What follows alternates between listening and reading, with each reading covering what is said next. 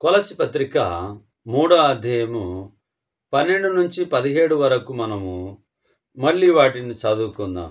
కాగా దేవుని చేత ఏర్పరచబడిన వారును పరిశుద్ధులను ప్రియులు నైన వారికి తగినట్లు మీరు జాలిగల మనసు, దయాలుత్వము, వినయమును, సాత్వికమును, దీర్ఘశాంతము ధరించుకొనుడి. ఎవడైనను తనకు హాని చేసినని ఒకడు అనుకొనిన ఎడల ఒకరినొకడు సహించుచు ఒకరినొకడు క్షమించుడి.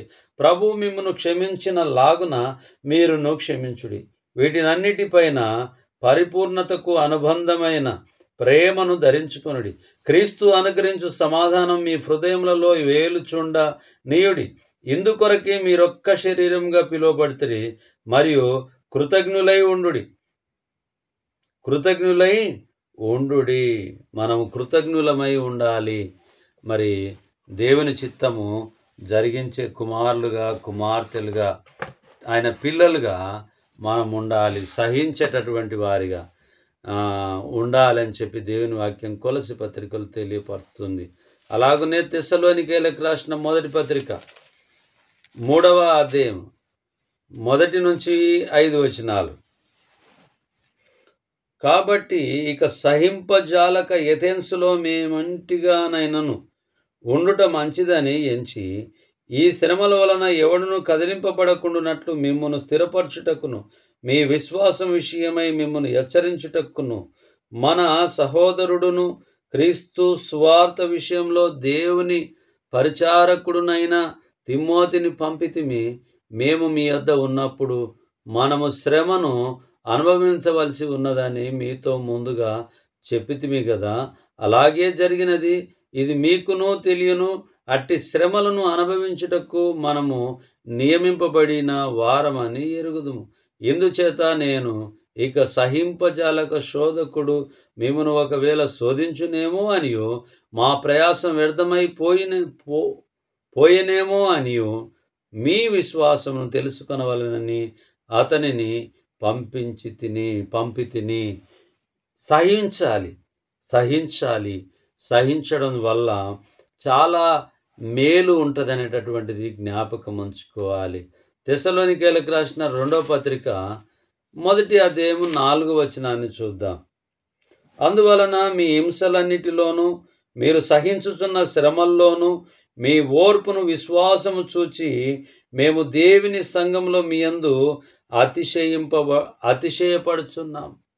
అవును ప్రియులారా, ఎప్పుడైతే మనం హింసలన్నిటిని తట్టుకోగలుగుతామో అది చాలా ధన్యకరం అని చెప్పి దేవుని వాక్యం మనకు తెలియపరచబడుతుంది. తిమోతి 2వ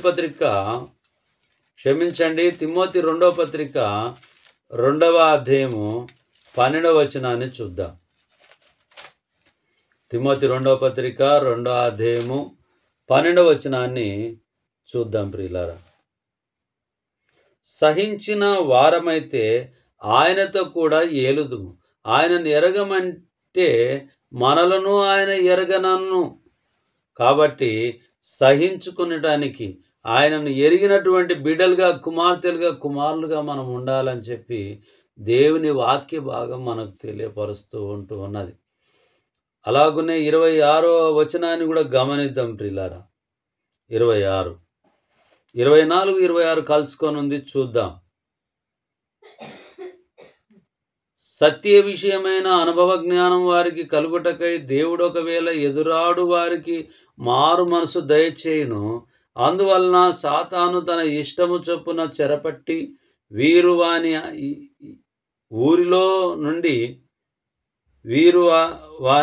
ఉరిలో నుండి తప్పించుకొని మేలుకొనదిరేమో అని ప్రభు యొక్క దాసుడు అట్టి వారిని సాత్వికంతో శిక్షించును. జగడమాడక అందరి ఎడల సాధువుగాను, బోధింప సమర్థుడుగాను, కీడు సహించువాడుగాను ఉండవలెను. కీడు సహించేటటువంటి వారిగా మనం ఉండాలని చెప్పి దేవుని వాక్యం మనకు తెలియపరుస్తూ ఉన్నది.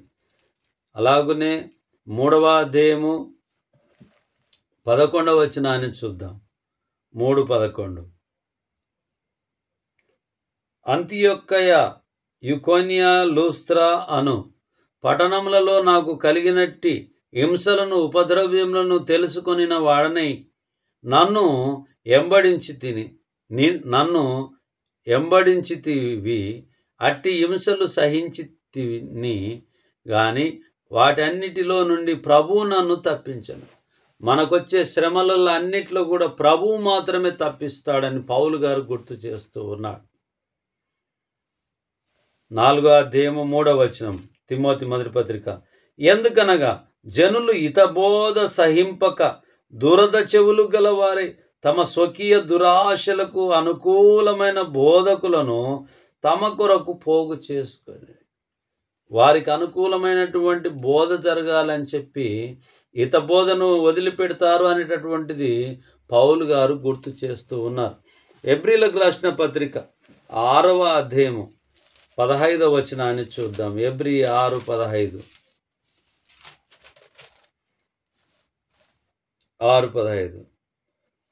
13 నుంచి చదువుకుందాం. దేవుడు అబ్రహామునకు వాగ్దానం చేసినప్పుడు తనకంటే ఏ గొప్పవాని తోడని ప్రమాణం చేయలేకపోయాను గనక తన తోడు అని ప్రమాణం చేసి, నిశ్చయంగా నేను నిన్ను ఆశీర్వదింతును, నిశ్చయంగా నిన్ను విస్తరింపజేతును అని చెప్పాను. ఆ మాట నమ్మి అతడు ఓర్పుతో సహించి ఆ వాగ్దాన ఫలము పొందెను. అబ్రహాము గారు మరి తనకు ఒక సమస్య వచ్చి ఉంటున్నది. ఆ సమస్య ఏమిటంటే పిల్లలు లేమి అనేటటువంటి సమస్య వచ్చి ఉంటున్నది. ఆ యొక్క సమస్య వచ్చినప్పుడు మరి చాలా వేదన, బాధపడ్డటువంటి ప్రతి ఒక్కరం కూడా మానసిక ఒత్తిడికి గురి అవుతూ ఉంటాం. కానీ దేవుని మాట మీద ఆ మాట నమ్మి అతడు ఓర్పుతో సహించి ఆ వాగ్దాన ఫలమును పొందెను. విశ్వాసాన్ని ధరించుకున్నటువంటి అబ్రహాము దేవుని మాటకు లోబడి ఆ యొక్క ఫలాన్ని పొంది ఉన్నాడనేటటువంటిది ఈ లేఖనం మనకు తెలియపరచబడుతున్నది. 13 నుంచి 20 వరకు చదువుకుంటే చాలా విషయాలు మనకు అర్థమవుతాయి. 15 వరకు చదువుకున్నాం. 16 నుంచి, మనుషులు తమ కంటే గొప్పవాని తోడు అని ప్రమాణం చేతురు, వారి ప్రతి వివాదంలోనూ వివాదాంశమును పరిష్కారము చేయనది ప్రమాణమే. ఈ విధంగా దేవుడు తన సంకల్పము నిశ్చలమైనదని, ఆ వాగ్దానమునకు వారసులైన వారికి మరి నిశ్చయముగా కనపరచవలెనని ఉద్దేశించిన వాడై తాను అబద్ధమాడజాలని నిశ్చలమైన 2 సంగతులను బట్టి మన ఎదుట ఉంచబడిన నిరీక్షణను చేపట్టుటకు శరణగతులమైన మనకు బలమైన ధైర్యం కలుగునట్లు ప్రమాణము చేసి వాగ్దానమును దృఢపరచెను. ఈ నిరీక్షణ నిశ్చలమును స్థిరమునై మన ఆత్మకు లంగరు వలె నుండి తెరలోపల ప్రవేశించుతున్నది. నిరంతరం మెల్కీషెదెకు క్రమము చొప్పున ప్రధాన యాజకుడైన యేసు అందులోనికి మనకంటే ముందుగా మన పక్షమున ప్రవేశించెను. 15, ఆ మాట నమ్మి అతడు ఓర్పుతో సహించి ఆ వాగ్దాన ఫలం పొందిన. అబ్రహాం గారు వాగ్దాన ఫలాన్ని పొంది ఉన్నారు. మనం కూడా వాగ్దాన ఫలం పొందాలి అని అంటే ఆ మాట నమ్మాలి, దేవుని చిత్తం జరిగించాలి. హెబ్రీ పత్రిక 10వ అధ్యాయము 32వ వచనాన్ని మనం చూద్దాం. అయితే మీరు వెలిగింపబడిన మీదట శ్రమలతో కూడిన పోరాటము, గొప్ప పోరాటము సహించిన పూర్వపు దినములు జ్ఞాపకము తెచ్చుకొనుడి. పూర్వపు దినములను మనం ఏం చేయమంటుంది దేవుని వాక్యము? జ్ఞాపకం చేసుకోండి. గొప్ప శ్రమలను అనుభవించారు, జ్ఞాపకం చేసుకోమంటుంది. హెబ్రీ పత్రిక 12వ అధ్యాయము 2వ వచనాన్ని చూద్దాం. 1 నుంచి 2వ వచనం. ఇంత గొప్ప సాక్షి సమూహము మేఘం వలె మనలను ఆవరించి ఉన్నందున మనము కూడా ప్రతి భారమును సులువుగా చిక్కులబెట్టు పాపమును విడిచిపెట్టి విశ్వాసమునకు కర్తయు దానిని కొనసాగించువాడునైన యేసు వైపు చూచుచు మన ఎదుట ఉంచబడిన పందెంలో ఓపికతో పరిగెత్తుదాం. ఆయన తన ఎదుట ఉంచబడిన ఆనందము కొరకై ఆ అవమానమును నిర్లక్ష్య పెట్టి సిలువను సహించి దేవుని సింహాసనం యొక్క కుడి పార్శ్వమున ఆసీనుడై ఉన్నాడు. మరి క్రీస్తు మన నిమిత్తము సహించి ఉంటున్నాడనేటటువంటిది జ్ఞాపకము చేస్తుంది దేవుని వాక్యము. కాబట్టి మనం కూడా సహించగలిగినటువంటి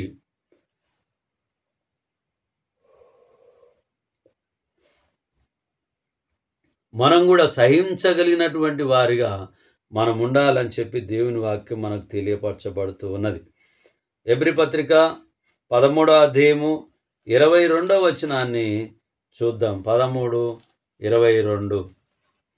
సహోదరులారా, మీకు సంక్షేపముగా రాయిచున్నాను గనక ఈ హెచ్చరిక మాటను సహించుడని మిమ్మును వేడుకొనుచున్నాను.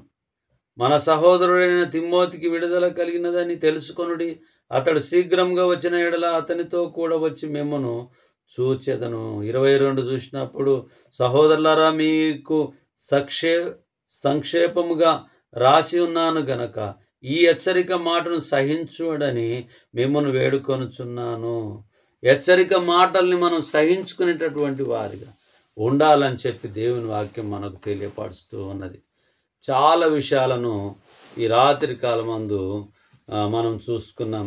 కొరింథీయులకు రాసిన మొదటి పత్రిక 6వ అధ్యాయం 7-11, కొరింథీయులకు రాసిన మొదటి పత్రిక 9వ అధ్యాయం 12వ వచనము, కొరింథీయులకు రాసిన మొదటి పత్రిక 10వ అధ్యాయం 13వ వచనము, 13వ అధ్యాయం 4వ వచనము, కొరింథీ పత్రిక 2వ కొరింథీ పత్రిక మొదటి అధ్యాయం 6వ వచనము, 11వ అధ్యాయము 1వ వచనము, 19వ వచనము, 20వ వచనము, ఎఫెసీ పత్రిక 4వ అధ్యాయము 2వ వచనము, కొలస్సీ పత్రిక 3వ అధ్యాయము 13వ వచనము, 12-17 వరకు, తెస్సలోనికలకు రాసిన మొదటి పత్రిక 3వ అధ్యాయము 1-5 వచనాల వరకు, తెస్సలోనికలకు రాసిన 2వ పత్రిక 1వ అధ్యాయము 4వ వచనము, తిమోతికు రాసిన 2వ పత్రిక 2వ అధ్యాయం 12వ వచనము, 26వ వచనము, 3వ అధ్యాయము 11వ వచనము, 4వ అధ్యాయము 3వ వచనము, ఎబ్రీ పత్రిక 6వ అధ్యాయము 15వ వచనము, 13-20వ వచనం వరకు, ఎబ్రీ పత్రిక 10వ అధ్యాయం 32వ వచనము, ఎబ్రీ పత్రిక 12వ అధ్యాయం 2వ వచనము మరియు 7వ వచనము, ఎబ్రీ పత్రిక 13వ అధ్యాయము 22వ వచనాన్ని ఈ రాత్రి కాలమందు మనము శ్రద్ధగా చూసుకొని ఉంటున్నాము. దయచేసి కన్ను మూసుకుందాము, ప్రార్థనలో ఏకీభవిద్దాము, ప్రార్థిద్దాం. కనికర సంపన్నుడా, దయగలన తండ్రి, మీ పరిశుద్ధమైన నామాన్ని బట్టి మీకు వందనాలు. సహించుట గురించి నాయన చాలా వాక్య భాగాలను మాకు పరిశుద్ధ గ్రంథంలో ఆదికాండం మొదలుకొని ప్రకటన గ్రంథం వరకు అనేక విషయాలను మాకు పొందుపరిచినందుకు మీకు వందనాలు చెల్లించుకుంటున్నాం నాయన. వాక్యాన్ని వీక్షిస్తున్నటువంటి మా ప్రియులందరినీ దీవించి ఆశీర్వదించమని ప్రార్థిస్తూ ఉన్నాం.